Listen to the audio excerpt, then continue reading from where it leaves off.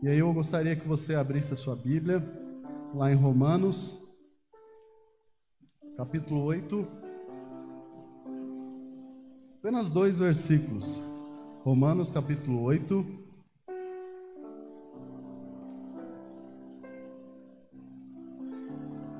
verso 18 e 19.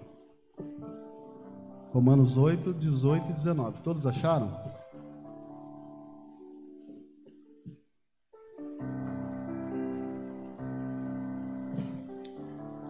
Amém? Você de casa também acompanhe o texto, com a gente. Fica o desafio.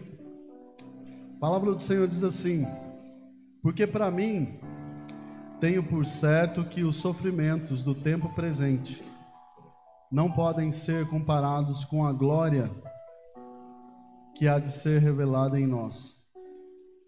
A ardente expectativa da criação aguarda a revelação dos filhos de Deus. Eu gosto muito da palavra de Deus e gosto muito de debruçar sobre o texto, E eu guardei muito a palavra do Marco na semana passada, que ele disse, não sei quem estava aqui, que o tempo que nós damos para Deus está cada vez mais,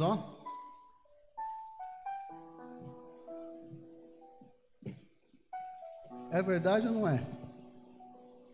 Cada vez mais curto, menor. Talvez assim como eu,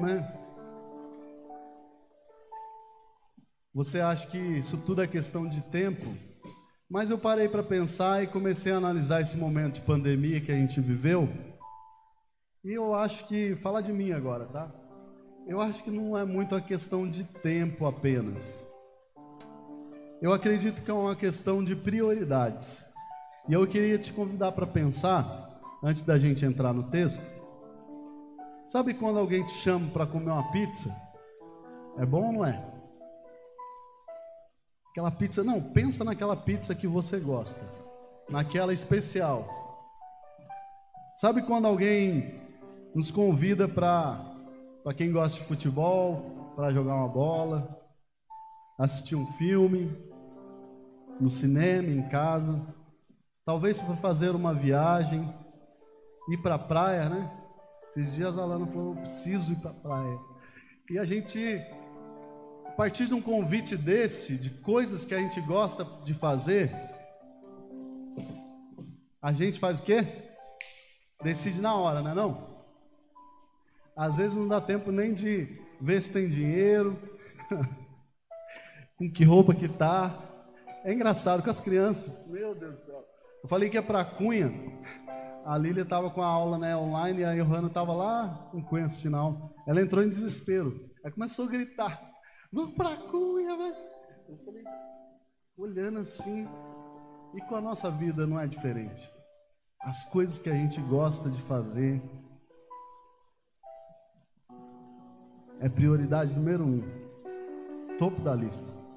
E eu acredito que o recado que Deus colocou no meu coração para compartilhar, com vocês nessa noite, tem tudo a ver com isso. Assim como serviu para mim, possa servir para você. E o primeiro detalhe desse texto que me chama a atenção é falar, o apóstolo Paulo ele chega falando de aflições. Você leu o texto, você chamou sua atenção? Aflições do tempo presente. Eu não sei se você parou para pensar, mas me ajude aí. Desde março, não é? Eu acho que foi no dia da mocidade, foi o último culto antes da pandemia, que eu estava trazendo a palavra aqui. Eu falei sobre maturidade, E a partir disso, as aflições do tempo presente, esse vírus chegou, foi decretado aí a pandemia e mudou tudo. Mudou o trabalho. Eu mesmo estava trabalhando em Guarulhos, tive que voltar, fiquei de quarentena. E faz o teste. A gente estava conversando com o Leites, né, sobre esses dias. Fui na casa dele, estava conversando sobre a doideira que ficou a nossa vida. E você já parou para olhar para o mundo à nossa volta, como está? Eu gosto muito de uma frase de um renomado teólogo suíço, Barth. Eles usaram até essa frase na faculdade para a gente, que diz assim: o cristão deve carregar em uma mão a Bíblia, em outra mão o jornal. Agora não é mais papel, né? Tá tudo aqui, né?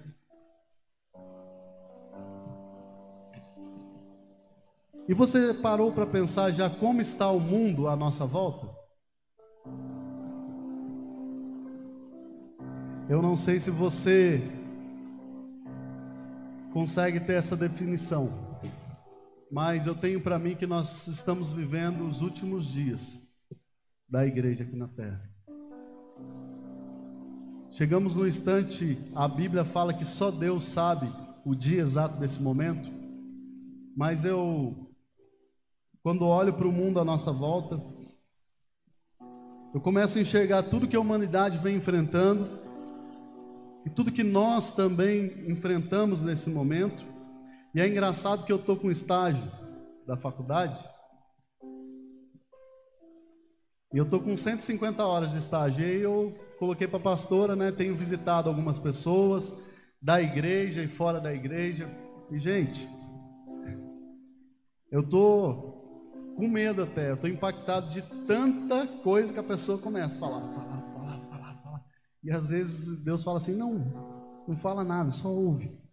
E a pessoa, até ontem, né, eu fui para Cunha, e aí fui no aniversário do meu afiliado, depois fui no aniversário de um outro rapaz da igreja, depois fui visitar outro amigo que está namorando, e gente, você para assim, é engraçado que a pessoa fala, joga para fora e começa a reclamar e começa a dizer como é que tá, como é que não tá aqui. Aí, você já percebeu isso? Como nós estamos carentes de falar sobre as nossas aflições? E tudo isso não tem nenhum problema, tudo isso é bom, é saudável. Mas olha o que o texto nos diz. Acompanhe comigo. Tudo isso não pode ser comparado com a eternidade.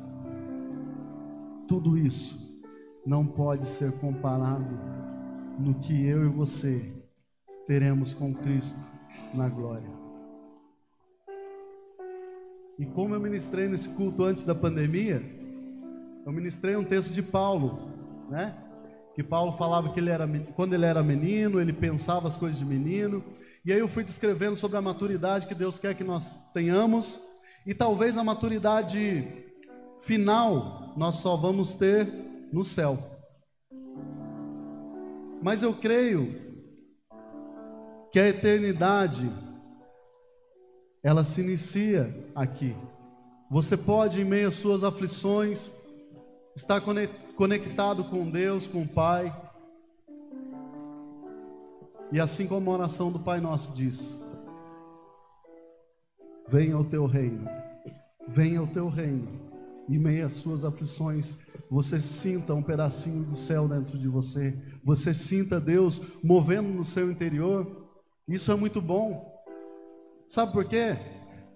Eu confesso a vocês, se eu não estivesse buscando isso, se eu não estivesse tentando viver isso na minha família, eu já teria desistido de tudo.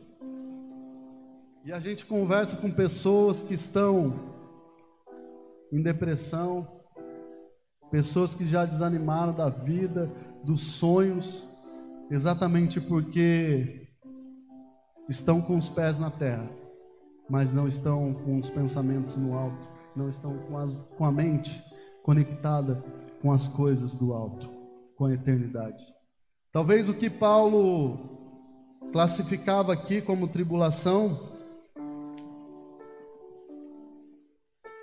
seja tribulação de verdade.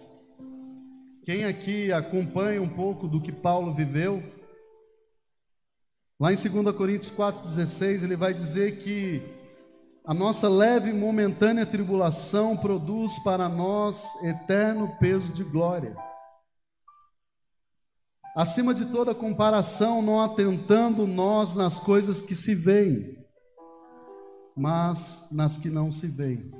Porque as coisas que se veem são temporais, e as que não se veem são eternas. Talvez se eu e você pararmos para olharmos as nossas aflições, pararmos para enxergar apenas aquilo que nós temos de problema, de dificuldade, de desafio. Esses dias estava conversando com o Renan, parece que em casa tudo resolveu estragar ao mesmo tempo. Foi chuveiro, daqui a pouco Samuel conseguiu quebrar a tela da televisão, fiquei sem televisão. Aí daqui a pouco a pia, e parece que tudo resolveu estragar ao mesmo tempo. E para quem é pai, esposo, né? Aí você tem que dar assistência às crianças, à família, e a esposa vem, mas você não vai fazer isso, não vai fazer aquilo, e parece que sua vida vira um turbilhão de coisas. Você fala assim, meu Deus. Mas eu não quero comparar as aflições que nós temos no dia a dia com o que Paulo viveu, mas ele chama atenção para as nossas vidas, para as aflições que nós iríamos enfrentar no tempo presente. Parece que você está no seu trabalho, aí você olha assim, um problema, você olha do outro lado outro problema, daqui a pouco o outro te liga, daqui a pouco... A gente está igual a Miriam, né? A gente está no início de empresa lá em casa, daqui a pouco a Lana toma conta das crianças, daqui a pouco já tem gente ligando. De repente nós somos tomados por essas aflições. E é nesse momento que você tem que estar conectado com Deus. Senão você desiste. Senão você é sufocado por essas aflições. E é isso que Paulo quer nos dizer. Sobre tudo que Paulo passou no momento, desde o momento de conversão, as prisões, os açoites, os naufrágios, os apedrejamentos, né? Lá em Atos nós vamos encontrar que ele foi dado como morto. Ele tinha convicção para falar de aflições. E olha o texto, que riqueza de palavra que ele nos deixa. Eu costumo pensar numa frase que o autor C.S. Lewis, para quem conhece, escreveu, que diz assim: se você está à procura de uma religião que o deixe confortável, definitivamente eu não te aconselharia o cristianismo. Você já parou para pensar isso? Quando eu me deparo com a palavra de Deus e eu vejo quantas coisas a palavra de Deus nos ensina, quantas dificuldades que homens e mulheres de Deus tiveram ao longo da história, isso é muito sério, sabe por quê?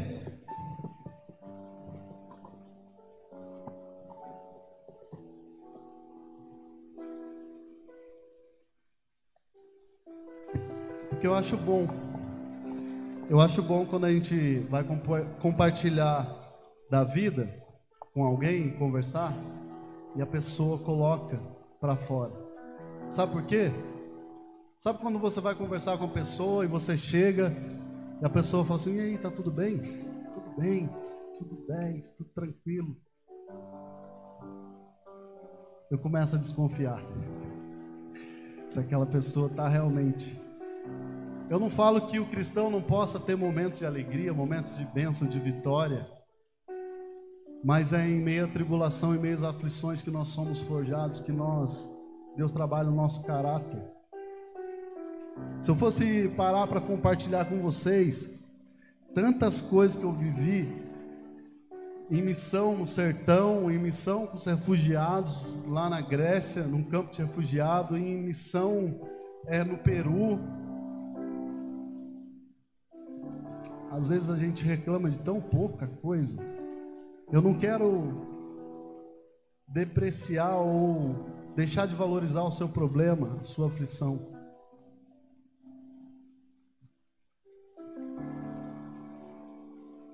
Mas quando você pensar nas suas aflições, pense também no tamanho do Deus que você serve. Ele é o Deus que tem poder de segurar pela sua mão e te trazer para um lugar seguro, de fazer que você desfrute da presença dele, desfrute da paz que ele tem para você. E eu começo a pensar, se a gente fosse falar de dificuldade, de desafio, de problemas, nós passaríamos a noite toda aqui falando, não é não? Se eu fosse chamar aqui alguém, um por um, né? Chamar minha mãe aqui, chamar o Israel, chamar o Marcelo, chamar a Darlene, o Douglas. Talvez a gente fosse ficar a noite inteira aqui. E eu comecei a parar para pensar sobre esse tema. E eu comecei a pensar sobre o dia em que Jesus se entregou na cruz. Sobre o dia que Jesus se deu por nós. Talvez se a palavra de Deus, se a história parasse ali, eu tenho certeza de que nós não teríamos mais argumentos para nada. Eu tenho certeza de que nem eu nem você conseguiria seguir a Cristo. Jesus chegar, tome a sua cruz e siga-me, se a história se encerrasse na cruz. Mas eu tenho uma boa notícia para você. Eu quero despertar o seu olhar ao terceiro dia, quando Jesus ressuscitou, e aquela cruz ficou vazia, para que eu e você pudéssemos ter vida e vida em abundância. Ao terceiro dia, Jesus ressuscitou para que hoje você pudesse olhar para as suas aflições e falar assim: Ele venceu e eu posso vencer. Você tem um Deus, você não é órfão, você tem um pai que cuida de você. Você já parou para pensar nisso? Eu fico imaginando Paulo, os desafios que ele viveu. E aí talvez você possa dizer: Wagner, mas para aí um pouquinho. Eu creio sim, nós passaremos por aflições, vai ser difícil, vai ser, como diz o jovem, né? Vai ser punk mesmo, vai ser doideira, não é não? Eu tenho certeza que eu tenho que tomar essa cruz que você está falando. Eu sei que só lá no céu eu vou descansar, vou ter paz, tranquilidade. Você acredita no céu, na eternidade? Amém? Você aí de casa também? Mas a gente, nesse meio tempo de estar na terra como peregrino e forasteiro, estar no céu, nós fazemos perguntas, não fazemos? Talvez você possa se perguntar: mas e aí? O que vai acontecer no meio desse turbilhão de coisas? O que vai acontecer com o meu emprego, com a minha vida, com a minha família? E aí, pergunta que se mais faz, né? Na internet montaram até uma enquete esses dias. Quando que vai acabar definitivamente isso?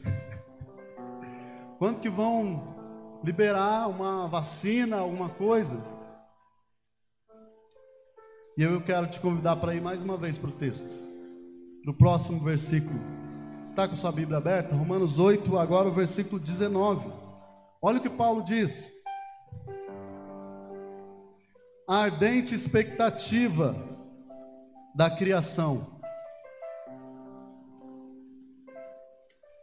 ela aguarda, ela anseia pela revelação dos filhos de Deus.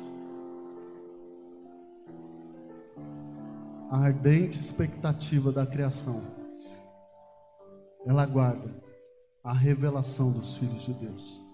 Esse vocábulo, ardente expectativa, vem do grego. Ele indica, sabe o quê? Uma vigilância caracterizada pela cabeça esticada. É mais ou menos isso, ó. Olha só, vou fazer de novo. Conseguiu perceber? É como se a criação, o mundo, a nossa volta, toda a terra, ela vivesse um filme de suspense. Quem já assistiu o filme de suspense? Que você fica naquela expectativa. E aí? O que vai acontecer? As pessoas que estão à nossa volta,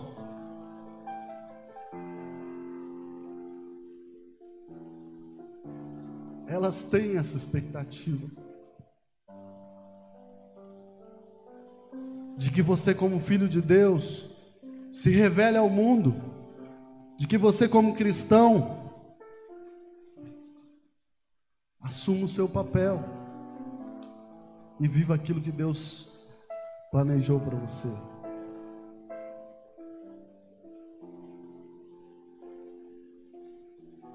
Talvez seja difícil. Talvez seja mais fácil. Eu gosto muito do meu ambiente de trabalho, porque chega a ser engraçado. Tem muito crente 007 lá, cristão, que não posso falar que eu sou cristão. Se falar que eu sou cristão aí, eu trabalho no exército há 18 anos já. Cara, se eu falar que sou cristão, aí deixa quieto.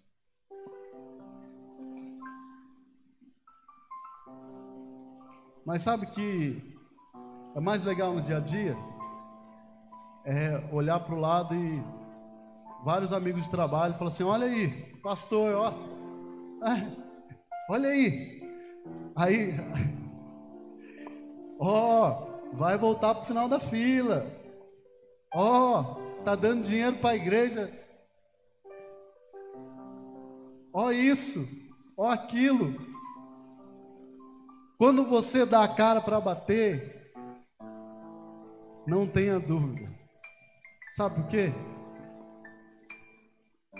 Porque o próprio Jesus diz lá em Mateus 10,16: eis que vos envio como ovelhas, no meio de quem?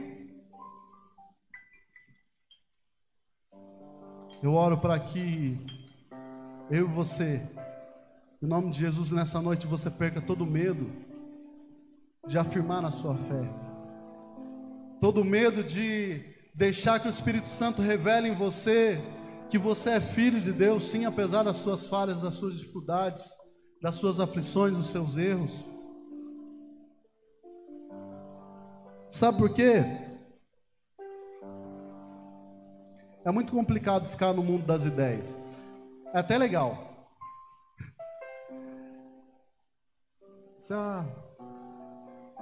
Eu vou levando, né? Vou à igreja, mas eu não preciso falar de Jesus para ninguém.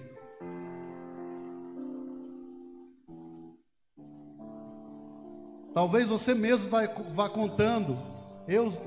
Quantas vezes, né? Eu não preciso me doar para Jesus. Eu estava para enfrentar esse estágio da faculdade e a Miriam já esteve um tempinho lá, né?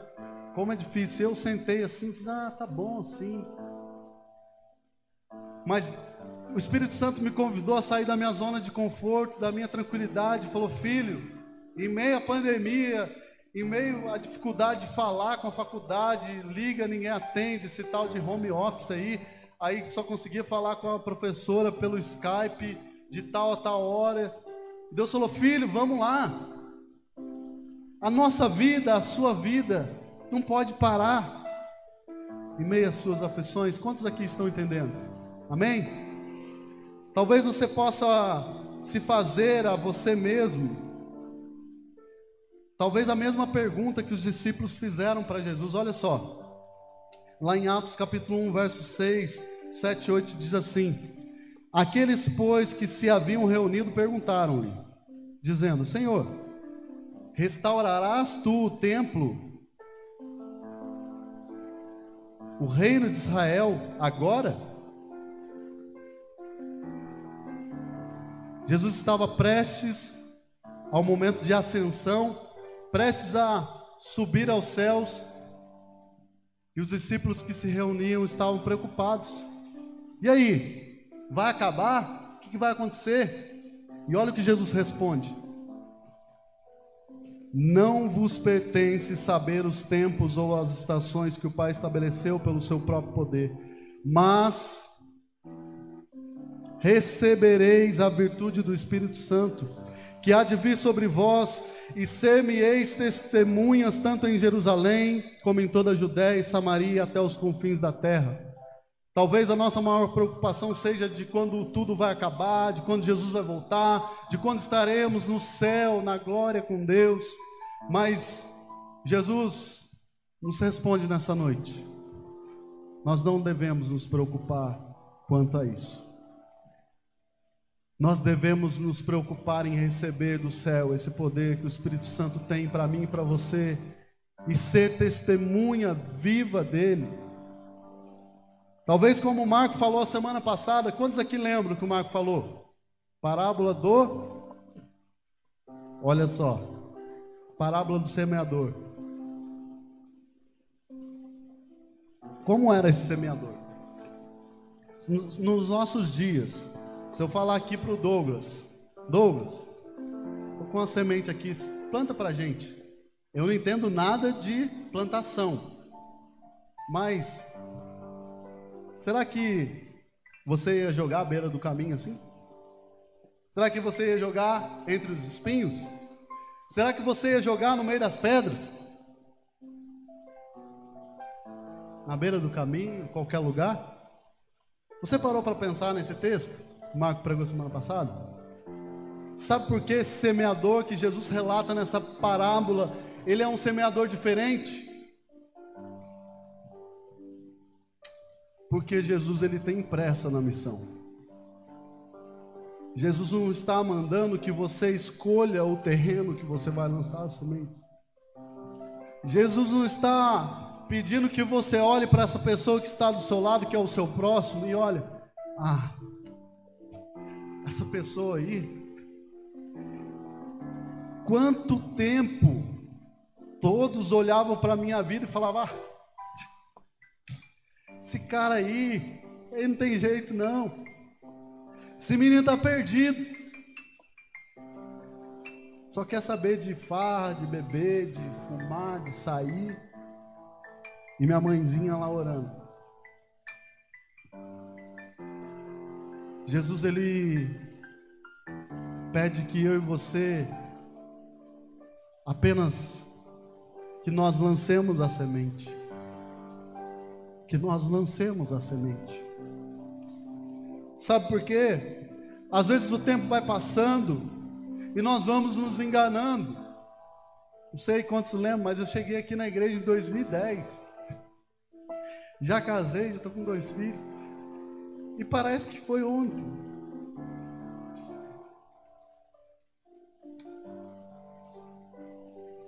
Parece que foi ontem. Eu poderia deixar as emoções fluírem e falar de como foi e reviver esse momento, né? Mas as decisões têm que ser tomadas não baseadas nas nossas emoções. Por isso o convite de Jesus nessa noite é para que você decida realmente, de todo o seu coração, assumir o papel que você tem como cristão. Talvez o seu chamado não seja para ir lá para a Turquia, para a Grécia, para a aldeia indígena, para o sertão do Pernambuco. Talvez o seu chamado seja para o vizinho de prédio. Talvez o seu chamado seja para aquele amigo seu que todo dia te convida. E você nunca convida ele.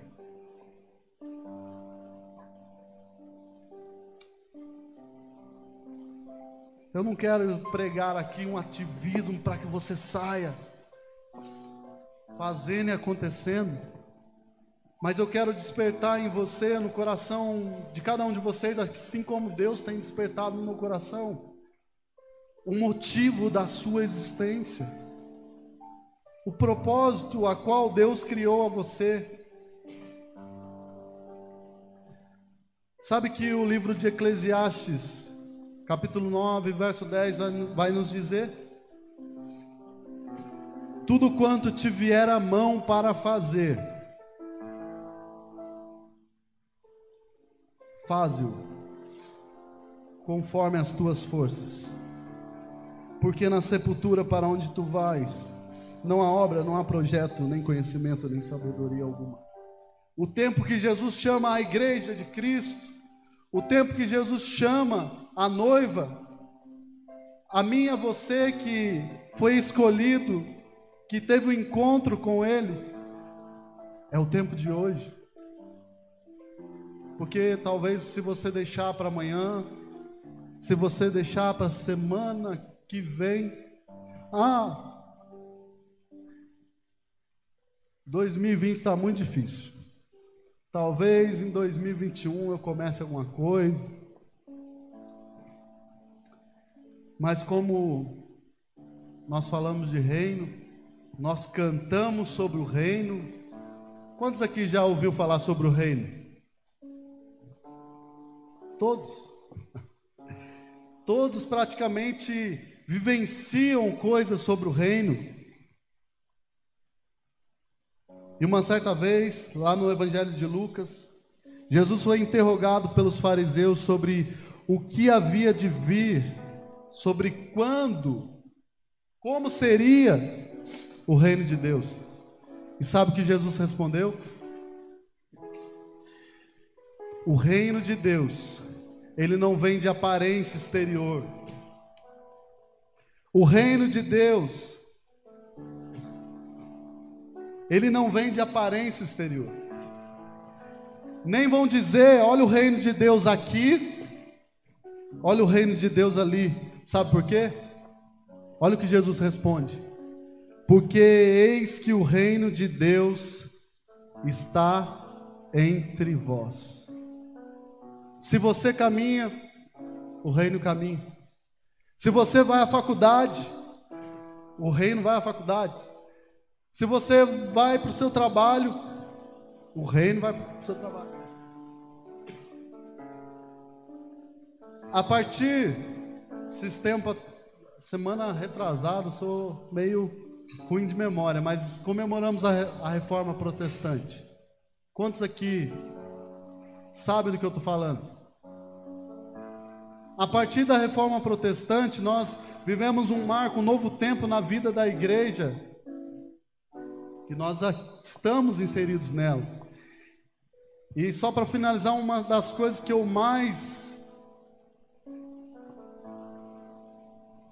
mais me impacta, que eu acho mais bonito em tudo isso, é o sacerdócio universal de todos os santos.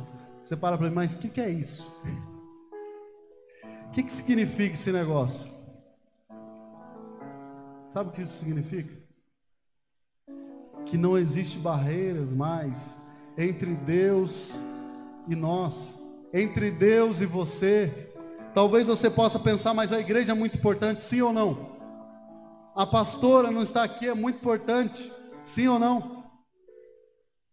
Eu estar num grupo de discipulado, eu ter um líder, alguma pessoa, eu participar do que John Wesley chamava de meios de graça, né? Da leitura da palavra, da Santa Ceia, do batismo, de tudo isso. Tudo isso é importante. Mas eu quero dizer para você que isso é apenas um meio. Isso não pode ser um fim. Isso não tem um fim em si mesmo. Tudo isso precisa ir além da formalidade do que você chegar aqui, abrir a Bíblia e ler um texto e ir embora. Tudo isso precisa ser vivido e revivido todos os dias. O que John Wesley falava de ter o coração aquecido, de ter a chama acesa, de não deixar que nada roube. Quantos aqui lembram que no início do culto nós falamos de prioridade? Talvez muitas coisas tentam roubar, tentam desviar a nossa atenção. Mas eu queria, por fim, te convidar a refletir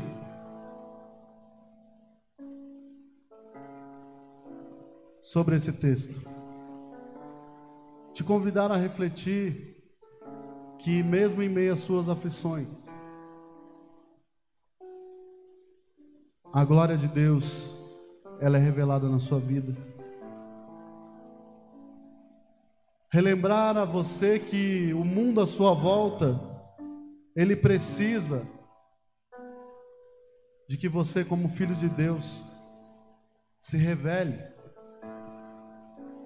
O texto de Romanos capítulo 10, verso 14 e 15 vai dizer assim: como, pois, invocarão aquele em que não creram? E como crerão naquele de que não ouviram? E como ouvirão se não há quem pregue? E como pregarão se não forem enviados? Como está escrito: quão formosos os pés do que anunciam o evangelho de paz, dos que trazem alegres novas de boas coisas.